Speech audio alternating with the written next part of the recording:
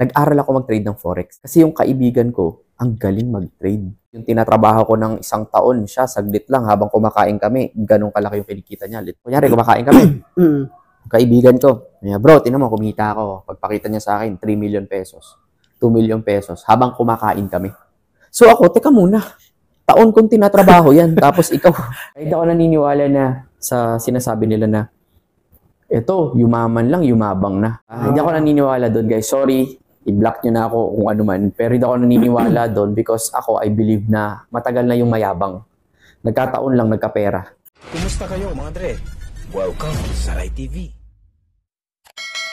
Magandang araw sa inyo lahat, mga Dre. Kita nyo naman yung setup natin, napakalupit, no? Yung MF Studio ay pinahiram sa atin ng ating guest ngayon. Kaya ako kakapanayamin yung ating guest ngayon dahil isa po siya sa mga, kumbaga, konektado pa rin sa ating content dahil nagpo-produce din siya ng mga music videos, movies, so hindi tayo nalilihis ng landas dito. Isa pa ang dahilan kaya ako siya kakapanayamin, mga Dre, dahil gusto kong maka-inspire dahil napakaganda ng kwento ng kanyang buhay, yung kanyang success story. So wag na natin patagalin, no? Let's all welcome Sir Marvin Fabis, sir. Hello. Hello, Salamat brother. sa pagkakataong pinagkaloob nyo sa akin. Yeah, thanks for having me sa channel mo. First time. Yan. Kamusta na? Kamusta ka na, bro? Okay lang. Tsaka pala, para lang sa kaalaman ng lahat, so, para umpisa pa lang makilala nyo kagad si Sir Marvin. Yan po yung namamakyaw ng mga jersey si Boss Toyo, kung naaalala nyo. Ito yung clip.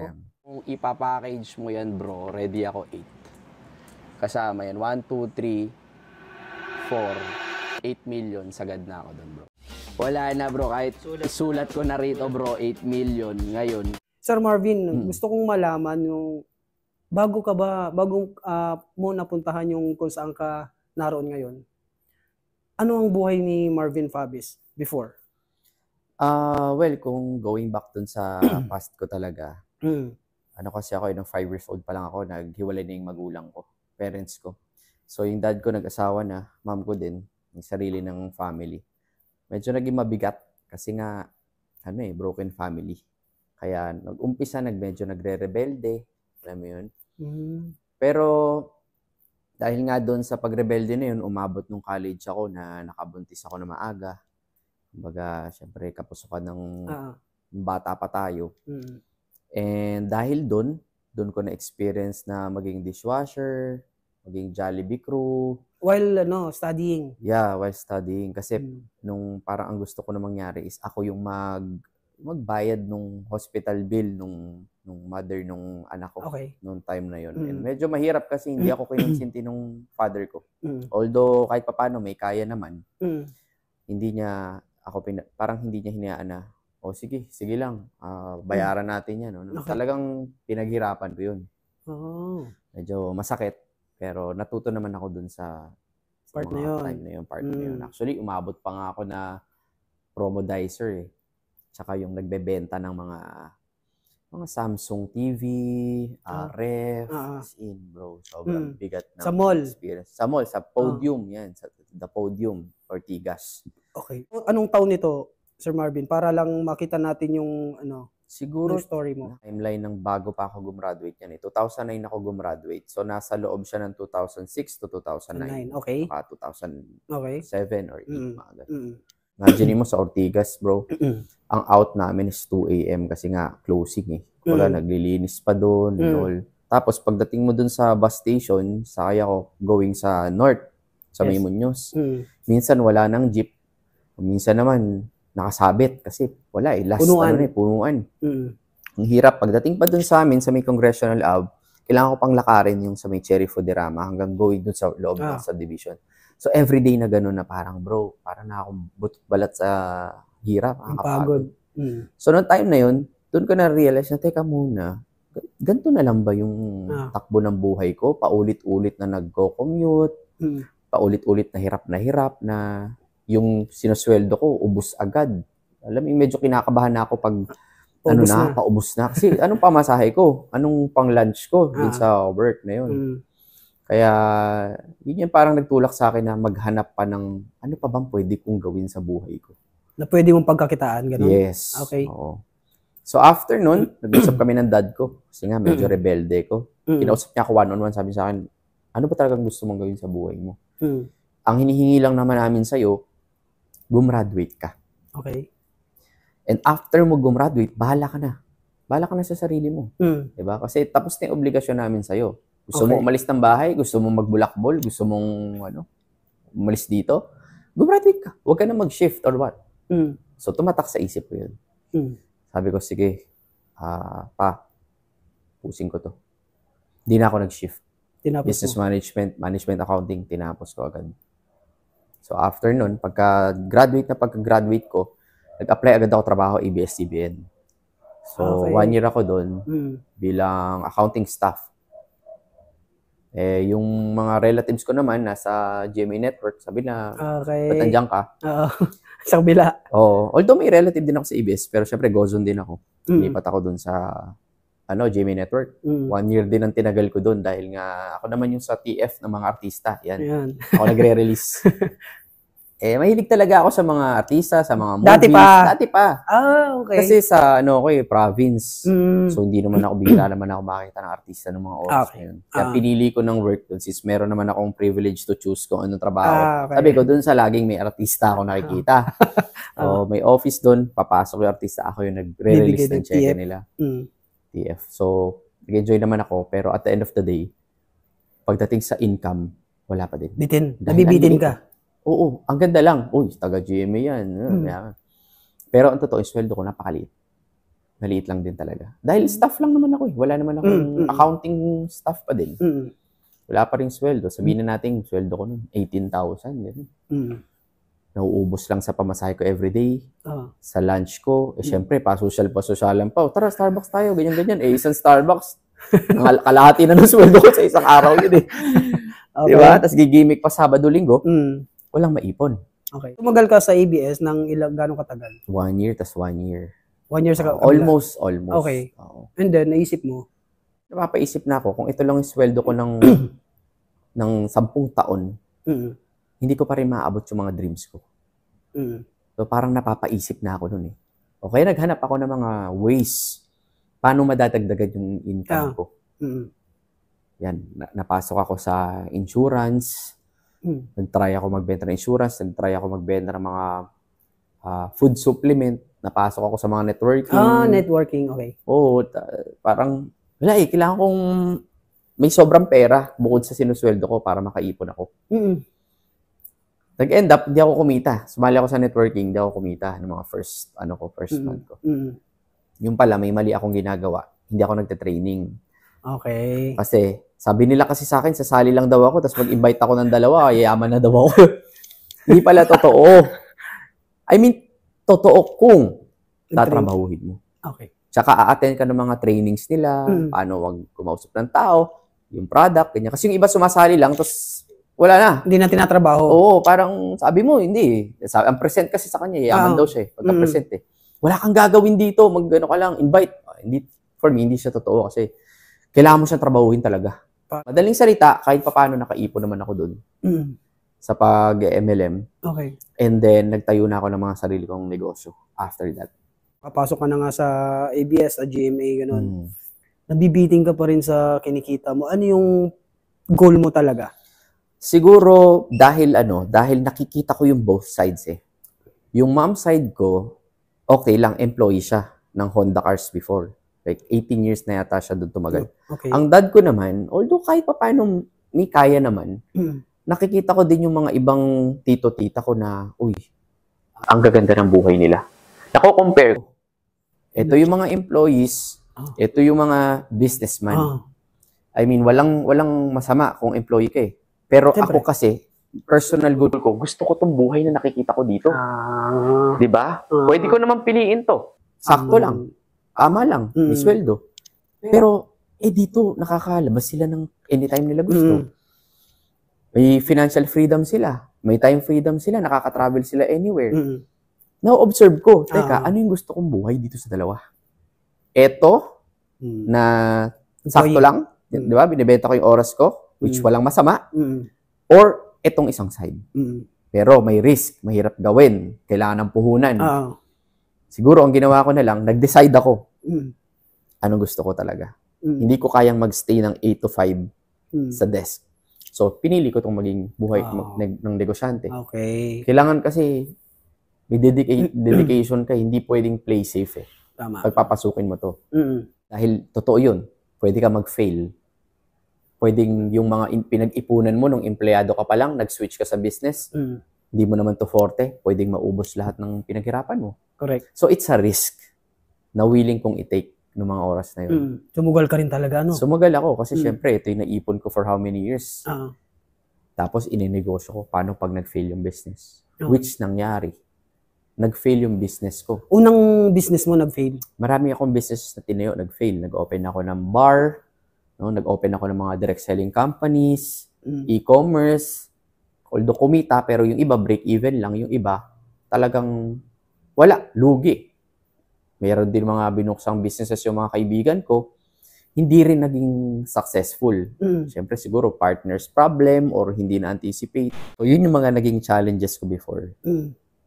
Hanggang dumami na ng dumami yung negosyo ko kasi nasisala na natin ano yung possible na gumagaling ka na magsala. Along the way, talagang natututunan mo kung paano siya i-manage. Yes. Ganun siya. Nag-work. Nung nag-fail yung mga businesses mo before, hindi mo naisip na stop mo na. Ayoko na to, delikado na, nakakatakot. Malaking pera na nawawala sa akin. Nung time kasi na yun, buti na lang talaga may nagme-mentor sa akin. Ayun, importante yan. Ko. Oo. Kasi sa totoo lang, pwede ka namang mag-solo flight eh. Ang dami na available na lahat ng information. Pwede ka manood ng YouTube, bumili ng course or kung sino man. Pero iba din yung merong nagtuturo sa'yo na mentor mo na nandun na siya. I-guide ka na lang niya. Mababawasan na yung mga mistakes mo, mali mo, challenges mo, mas madali mo ma-solve kasi may nagme-mentor sa'yo. So, nung mga times na yan, na talagang nag-fail ako, alam ko na it's part. Kumbaga, yung failure na to is, meron akong bagong matututunan dito. Kaya ako nag-fail dito. Tama. Sabi nga nila, di ba, sometimes you win, sometimes you learn. Di ba? So, for me, walang losing. Yung mga pagkatalo na yun is meron akong natutunan para maging mas magaling ako sa next venture na business na gagawin ko. Ganun yung naging mindset ko. So, hindi siya parang, lugi ako dito. Hindi. For me, excited ako palagi. At least alam ko na, kaya pala ako nag-fail sa negosyo na to kasi ganito nangyari. So, next time na mag-open ako ulit, pagaling na pagaling. Tapos, pagaling na rin ikaw na magkikilatis ng partners mo. Okay. Umalis ka doon sa networking. Nag-switch ka sa business na kagad ba? Yeah, oo. Nung times na medyo nakakaipon na ako. Kasi actually, ang totoo, nakakapagod din talaga mag-network. Correct. Dahil ang akala ng iba, magbebenta ka lang ng produkto. Pero ang totoo, ang networking is relationship building. Hindi siya yung tipong, oy, sali ka sa akin, Ray. Wala kang gagawin dito. Magbenta ka lang ng product or mag-invite ka ng tao. Hindi siya ganun. Kasi pinaglabas mo siya ng pera. Ang responsibility mo bilang ikaw yung nag-invite sa kanya, kailangan tulungan mo siyang kumita. Syempre. Hindi yung sumali ka na eh. Okay na ako, kumita na ako sa'yo. May pairing eh. Or may referral na akong kumita sa'yo. Bahala ka na sa buhay mo. Kaya mo na yan. Umattend ka ng training. For me, hindi siya ganun. Relationship. Pag napasali kita, paano kita tutulungan na kumita kagaya ko? Hindi natatapos doon. Hindi siya natatapos. Di ba sabi nila, mag-invite ka lang ng dalawa. Left and right, tas tapos na. For me, hindi ganun. Kailangan may mabuild ka sa left and right mo na leader kagaya mo. And kahit na ganun, hindi mo pa rin naman iiwan eh. Kasi magtatanong pa rin yun sa'yo, may responsibility ka pa din naman dun sa dalawang tao na yun eh. Kahit kapareho man na silang magaling. Ganun nagwo-work ang networking. Kaya nga siya networking. Hindi siya benta-benta lang, hindi rin siya invite-invite lang. Kaya maraming negative. Kasi in-invite mo, iniwan mo, sabi mo, kikita, magiging milyonaryo tayo dito. Pinabayaan mo na. Pinabayaan mo. Yun. Kaya nasisira ang pangalan ng networking. Networking. Dahil dun sa sistema na yun. Plus, may mga scam din talaga. Meron ng mga companies. Kaya nasisira. Hindi mo masisisi rin, no? Yung masisisi mga tao dahil bukod sa... invest sila eh. Kung hindi yung kumpanya ang naging problema at scam na company, yung tao. Kunyari, legit yung company mo, maganda talaga yung produkto, pero yung tao overpromise. Di ba? Mag-invite ka lang, yayaman tayo dito. So yun na agad. Paano kung hindi yumaman to? Sasabihin niya, ay, hindi pala okay networking. Okay. Scam pala ang networking. It's either tao or kumpanya yung nagsira. Bago ka ba pumunta sa crypto world, nag-business ka muna? Yeah, Anong nauna? Nauna na businessman muna ako. Okay. Nung time kasi na yun, di ba, nagnegosyo na ako eh. Apo. 2015 yun. Nung 2015, syempre kahit paano may puhunan na ako. Kasi mahirap naman pumasok sa sa forex at saka sa crypto nang wala kang puhunan eh. Correct. Di ba? Hindi naman yan pwedeng ganun-ganun lang. So, nung 2015, kahit paano meron na akong naipon, nag-aral ako mag-trade ng forex. Kasi yung kaibigan ko, ang galing mag-trade. Like, ako, yung tinatrabaho ko ng isang taon, siya, saglit lang, habang kumakain kami, ganun kalaki yung kinikita niya. Literal million. O, bigla niya akong, kunyari, kumakain kami. Kaibigan ko, bro, tinan mo, kumita ako. Pagpakita niya sa akin, 3 million pesos, 2 million pesos, habang kumakain kami. So ako, teka muna, taon kong tinatrabaho yan, tapos ikaw, nagulantang ka. Di ba? Parang tawag pa nga niya ron, parang sinusungkit-sungkit lang daw niya. Ngayon ko lang nalaman na may strategy pala siyang ginagawa, na scalping strategy na technique. So, nung time na yun, medyo naku-curious ako, ano yung ginagawa mo? Sabi niya, trading daw. Ako, ang alam ko lang naman is yung sa stocks. Bibili ka ng stocks. Kunyari, Jollibee, BPI, kung ano man stocks. Yun lang alam ko, buy. Tapos, intayin mong gumanda yung presyo, tumaas, saka mo ibenta. For me, yun. Pero siya, forex trading pala ginagawa. So, nung time na yun, medyo sabi ko, bro, baka pwede mo kong turuan yan. Kasi pagod na rin akong, alam mo, gusto ko na agad magkaroon ng financial freedom. Tinuruan naman niya ako ng technique. At ang galing-galing nung trainer ko, yung mentor ko na yun, magaling talaga siya mag-trade. Medyo nagkamali lang siya ng broker kung saan siya nagte-trade. Kasi yung broker, nagsarado. Ayun. Ang mali nung friend ko, ang dami niyang taong pina-invest, which is hindi dapat. Oo, dapat ikaw, kung gusto mag-trade, trade ka sa sarili mo. Tama. Pero kung kukuha ka ng pera ng ibang tao, that's a different story. Kasi may responsibility ka na magbalik. Okay. And ang mali pa niya, may promise ng interest. Naku po. So, kunyari, fix 20% a month. O, di ba? Ang tao, mabilis, ganyan, uy, 20% a month, gusto ko yan. Lagay ako ng 100,000, 20K ako a month. Di ba? So, parang medyo too good to be true. Yung friend ko, naniniwala ko sa skill niya. Magaling talaga siya mag-trade. Pero, nung tumakbo yung kumpanya, siya ang humaharap. So, nag-end up, nakulong yung kaibigan ko. Ay, ganun. Hanggang ngayon, wala na kaming connection na siya yung nagturo sa akin before paano mag-trade talaga. So, nung umalis siya, ayun na, nagkatalo-talo na yung yung portfolio ko kasi nauna, wala na siya. Hindi ko rin alam ginagawa ko. Okay. Plus, nung medyo huling-huli na, medyo tinamad na ako noon bago pa siya makulong. Lahat ng kapital ko, sabi ko, ikaw na lang mag-trade. So, parang tinamad na ako na mag-aral. Nag-end up, puro talo. Puro talo ako sa trading talaga nun. Like, ano kalaki itong pinag-uusapan natin? Ang Boss Marv, talo ko ng 2015 na sa mga 3 million eh. Oo, doon sa kanya mismo. Okay. Then same date, 2015, ito rin yung date na nakilala ko ang crypto. Okay. May na-meet ako na friend na nagne-networking din. Okay. Sabi niya sa akin, Boss Marv, ito, Bitcoin. Sabi niya, Bitcoin.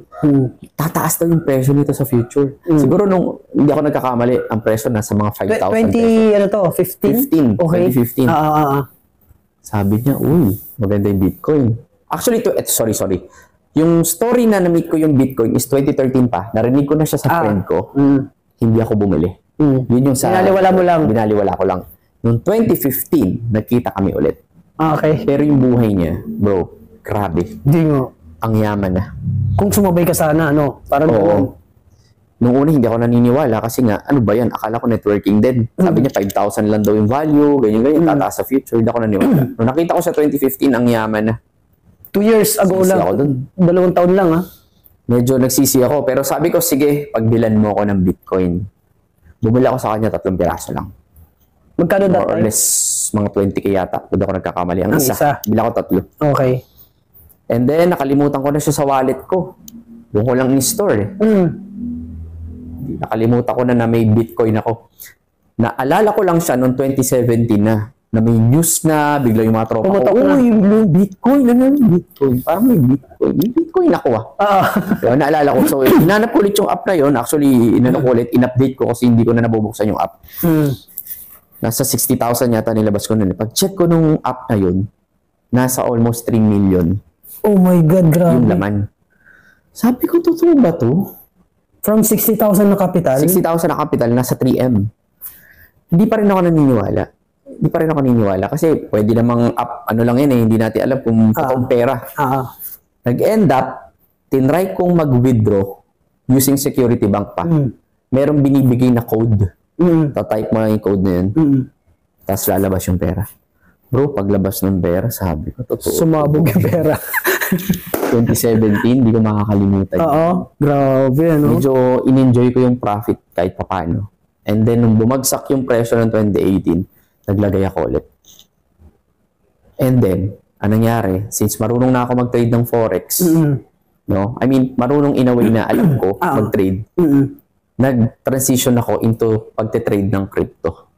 Okay. So, doon nag-start yung journey ko na matuto mag-trade ng cryptocurrency. Ang ganda nung umpisa mo, ano? Oo. Naniniwala. In fact, ang tingin ko sa Bitcoin, ano lang eh, parang scam. Parang mga... Siyempre. May hikayat lang na kasi, ano eh, too good to be true yung ano eh, di ba? Too good to be true. And I know yung mga audience natin ngayon, bro, pag narinig nyo yung cryptocurrency, Bitcoin, isipin, ay, scam yan. Correct. Diba? Yan ang first ano mo yun. Ako, sumali yung kapitbahay ko dyan, naubos lang yung pera niya. Hindi ko kayo masisisi. Bakit? May mga kumpanya na nagtatayo, okay, ng company at sasabihin, oh, dito, crypto company kami, maglagay ka ng pera dito, kikita yan ng 3%, 5%, 10% a month. Which, guys, ito na sabihin ko sa inyo yung totoo. Medyo mag-isip-isip kayo, hindi ganun nag-work ang crypto. Ang cryptocurrency parang stocks. Pwede kang bumili na ikaw lang ang hahawak ng crypto mo. Hindi mo siya kailangang ilagay sa kung sinong nagbukas ng company. Correct. Na ilalagay mo doon para mag-earn. So, kumbaga, kunyari, Bitcoin, bumili ka ng Bitcoin, ilagay mo lang yan sa digital wallet mo. Ikaw may-ari niyan. Wala na ibang hahawak. Walang hahawak. Ikaw na may-ari nung Bitcoin na binili mo. And you don't need to, ilagay yan sa kung saan man. Nasasabihin nilang kikita tayo ng 20%, 30%. Yun po, ganun po siya nag-work. Okay? So, ingat tayo. Ingat tayo. Legit po ang crypto. Pero gaya ng networking, gaya ng mga ibang industry, may scam. May scam din. Meron talaga. Yes. Ilang taon ka nung nakuha mo yung first million mo? First million ko, medyo hindi ko na matandaan, para mga 2013. Nung nag-business ka ba nito? Yeah, nag-direct selling ako. Actually, sa MLM, nakuha ko na rin siya noon eh. Talaga? Nakapag-millions na ako sa MLM eh. Ang binabasa kong libro noon kay Ninong Chinkitan. May libro siya. Ang title is How I Made My First Million. Yes. Binasa ko yon. Ang difference ko lang sa ibang nagbasa, in-apply ko yung binasa ko. Nung in-apply ko yon, talagang na-hit ko. Lalo na may pagka-direct selling din yung book eh. Di ba? In-apply ko lahat, sinapuso ko yung libro, and then hindi ko na, nagulat na lang ako, na-hit ko na yung 1M. And it's true. Sabi sa libro, ang pinakamahirap ma-achieve yung first million. Sabi din na akin ni Sir Chinky yan. Yun ang secret, guys. Kung gusto nyo maging multi-millionaire, kasi hindi mo pwede sabihin, milyonaryo na ako. May 1M ka, mabawasan mo lang bukas yun, hindi ka na millionaire. Correct. So, multi-million, which is, pag na-achieve mo na nga ang 1M, ang dali na susunod eh. Mas Marbs, nung nasa crypto na tayo, no? Siyempre, kabisado mo na eh. Yung sistema, alam mo na yung kalakaran. Kumusta? Nung nasa crypto ka, mas lumaki ba yung kinita mo, gano'n? Besides dun sa mga businesses mo na tayo? Well, ang totoo kasi, pagka business, iba yun eh. No? Babayad ka ng renta, bayad ka ng tao, babayad ka ng kung ano mga expenses, kuryente and all. Ang difference niya kasi sa crypto is, sa crypto kasi sa trading, wala ka naman pinapasweldo and all eh. Kailangan mo lang aralin kung paano talaga mag-crypto, mag-trade, o mag-forex. Ganun siya nag-work. Now, in terms of kita, depende po sa inyo. Depende po sa capital na binibigay ninyo or kung ano ilalagay nyo dyan. Kasi, hindi ka pwedeng, minsan ang misconception natin dito is get rich quick scheme ang crypto. Kasi ang daming yumaman eh, ang daming nagkalambo, ang daming... So, hindi siya ganun. Siyempre, capital din yan. Di ba? Hindi ka pwede mag-expect na ang liit lang nung nilagay mo tapos biglang kikita. Well, possible. Siguro mga 5%. Kaya naman nilang gawin yun, no? Kino-compound nila yung pera nila. Pero at the end of the day, kung gusto mo din talaga kumita, kailangan din talaga ng puhunan dyan. Mas malaki. Yun ang totoo. Mas malaking puhunan, mas malaking chances na kikita ka naman. Yes. Pero, di pa tapos doon. Pwede rin kayong matalo. Kung pwede kayong kumita ng 100 times ang pera ninyo overnight, pwede rin masunog yung pera nyo overnight. Ganun ang mundo ng trading. So, before ka mag-dive in dito sa industry na to, kailangan mo nang aralin mo talaga. Kung sinaga mo mag-aral ng 4 years sa high school, 4 years sa college, bakit hindi ka mag-alat ng ilang buwan, 2 months, 3 months, to study kung paano mag-trade, kung ano ba talaga yung crypto, at ano ba yung mga legit na mga crypto na pwede mong pasukin. Okay. Study first before kang pumasok. Hindi porket narinig mo sa amin na, uy, kumita si Boss Marvin ng 15 million isang gabi. Uy, maganda yung token na binili niya eh. Boom, bili rin tayo. Ay, hindi. Pwede kang maubos dito kung hindi mo aaralin muna.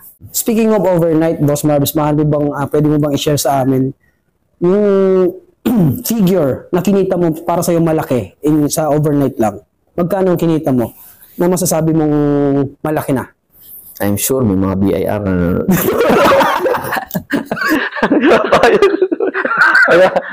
Nagbabayad naman tayo ng... Nagbabayad naman si Boss Mars. BIR kayo naman. Tag namin doon parang self-paying client. So, kino-compute yun monthly. In-explain it. Kaya sa YouTube din. Oo. Mahirap magbigay ng figure eh. Pero, kasi gagamitin yun against me. Pero nasa million ka. Yeah. Overnight? Meron. Kumusta yung mga businesses mo, Boss Mars, ngayon? Ilan yung mga negosyong naipundar ni Marvin Fabis? Madami na rin siya because syempre nagiging may mga partners na tayo, may mga Koreano, may mga Chinese, may mga club, di ba? Yung Hype Super Club, alam na natin yan. Yung Tipsy Pig, di ba? Investor din tayo. At kung ano-ano pa business construction company. So marami na rin naman na negosyo, no? Hindi lang nagre-revolve around crypto. Madami talagang businesses na pinasok. May mga media, may mga kung ano man.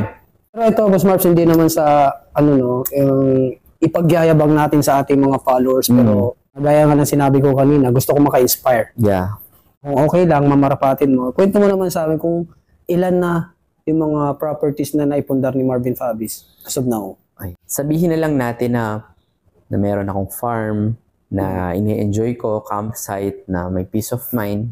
Tapos, meron din mga konting resort ganyan na pwede nyong enjoyin, beach resort na magaganda. Ano pa ba? Mga studio, syempre bahay, lupa, at kung ano-ano pa mang property na bunga na rin ng ating business before.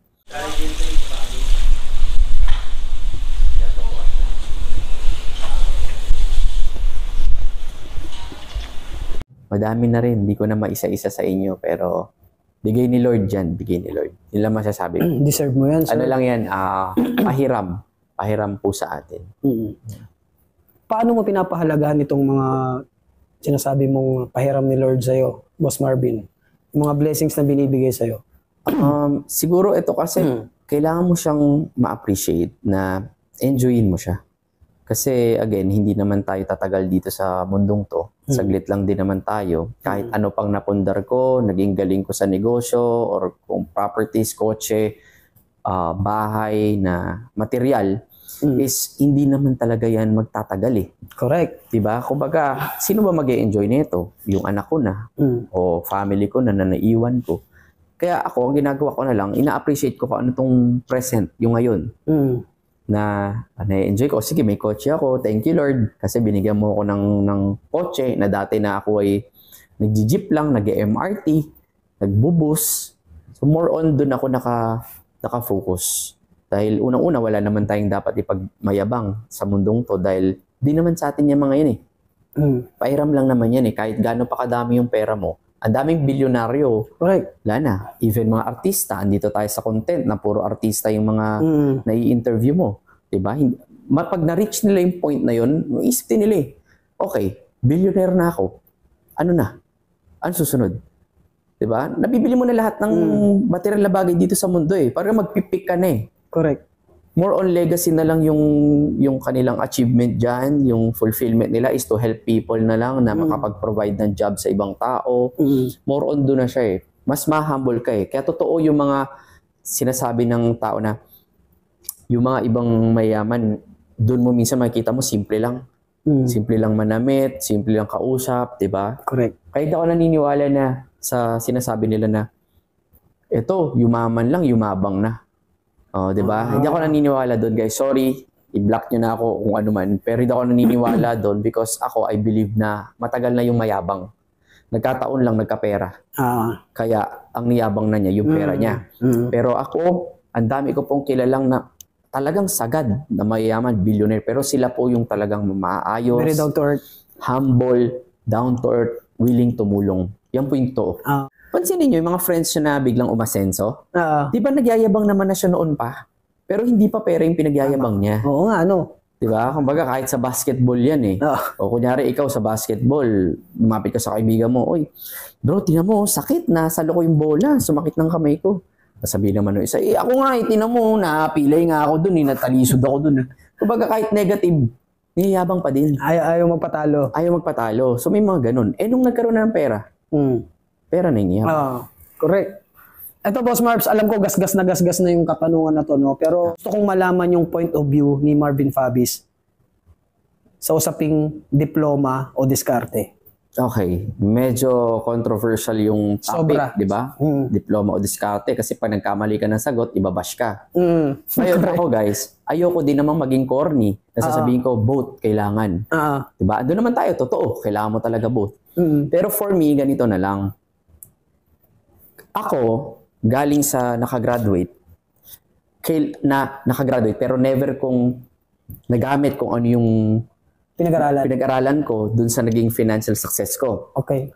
Pero, guys, nung ako'y nasa school, doon ako natutong dumiskarte. Doon ako natutong makipag-communicate, makipag-socialization, gumawa ng project na minsan nagkakram ka na. May deadline, tapos biglang didiskartehan mo. Doon ka rin natututo ng diskarte. So for me, kung privilege ka, meron ka namang pera para tapos yung pag-aaral mo, gawin mo na. Pagbigyan mo na yung parents mo. Di ba? Diploma ka na. And then, tsaka ka dumiskarte. Ngayon, kung wala ka talagang pera at nakikita mo na, teka, hindi kaya ng parents ko na pag-aralin ako. At hindi mo rin kaya na supplyan yung sarili mo. O, dun ka dumiskarte. Doon napapasok yung diskarte. Oo. Kasi ang daming billionaire. Di ba? Dadahilan si Mark Zuckerberg nga. Lalo yung mga estudyante ngayon, matatalino na eh. Yes. Si Mark Zuckerberg nga, hindi nga naman siya nakagraduate. Yung mga bilyonaryo sa Pilipinas, di naman nag-aral, di naman nakatapos. Di ba? Pero, kaya nangyari yun, meron na silang means. Ginagawa na nila yun eh. Di ba? Meron na silang, kunyari, binubuo na niya yung Facebook ng mga oras na yun eh. Kailangan na niyang umalis sa school para makapag-focus dito sa ano niya eh.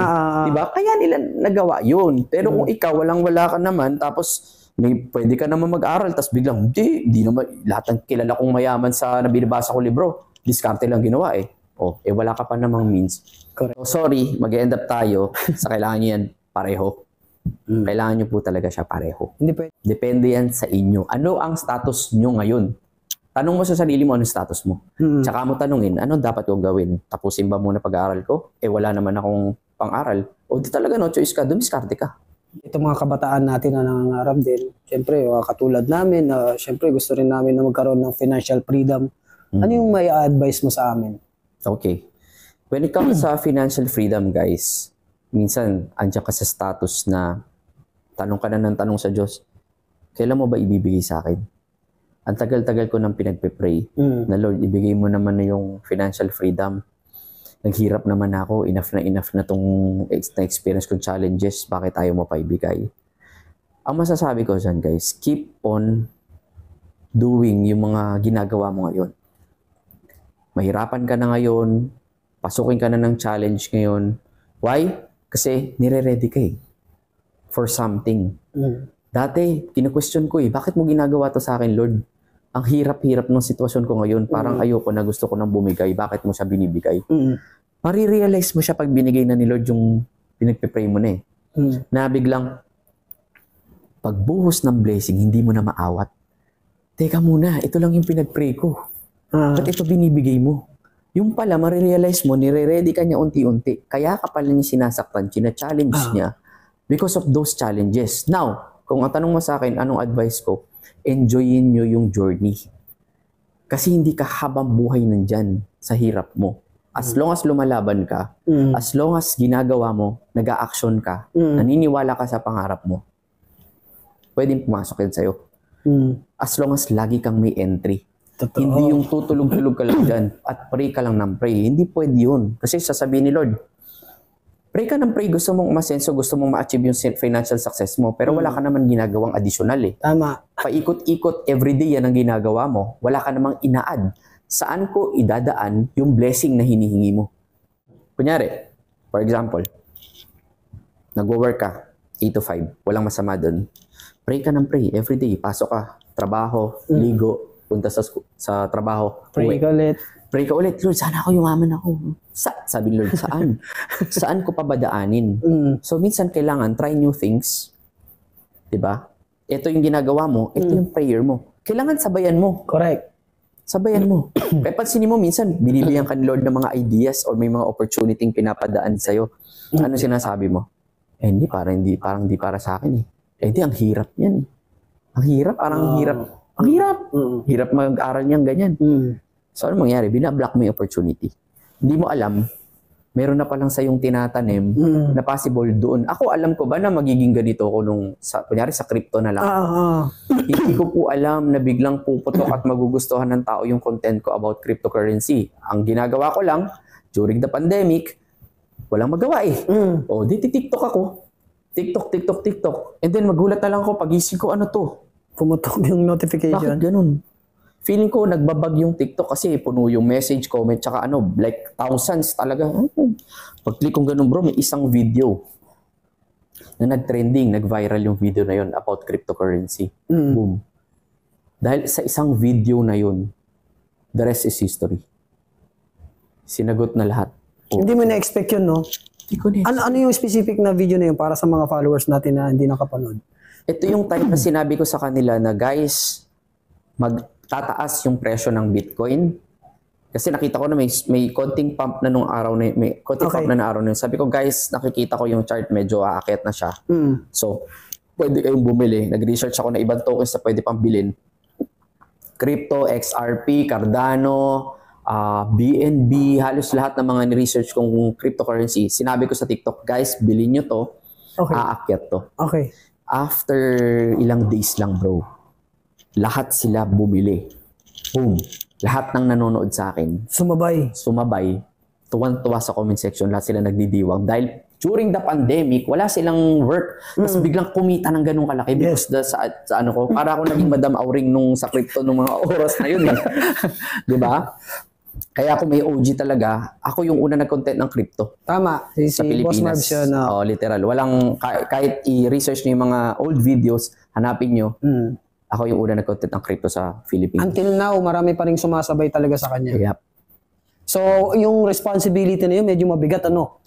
Kasi hindi lang ikaw yung ano eh. Yes. Maraming nasa likod mo eh. Guys, hindi porket ako yung naunang nag-content ng crypto, ako yung pinakamagaling ha. Hindi. Marami ngayon na mas magagaling sa akin. Don't get me wrong. Okay, maraming expert, maraming mas malulupit, maraming mas nag-research na pwede niyong panoodin. Mga coaches na magagaling na sa crypto, nagkalat na po ngayon. Ang dami na. So, kayo na lang ang pipili kung sino ang gusto niyong panoodin. Ito, Boss Mars, para lang sa mga followers natin, no?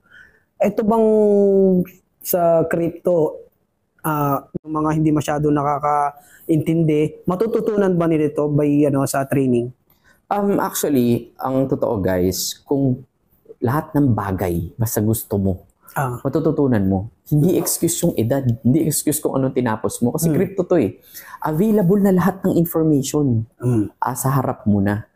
Pag binlock mo na, sinabi nun, hindi ako mahilig sa mga tech na yan or crypto na yan. Ako hindi ko na, late na for me pag-aralan yan. The answer is, pag gusto mo, pwede mo pong matutunan. Kasi may mga nag-explain naman like us, na in layman's term. paano mo siya mas maiintindihan ng mas madali. Correct.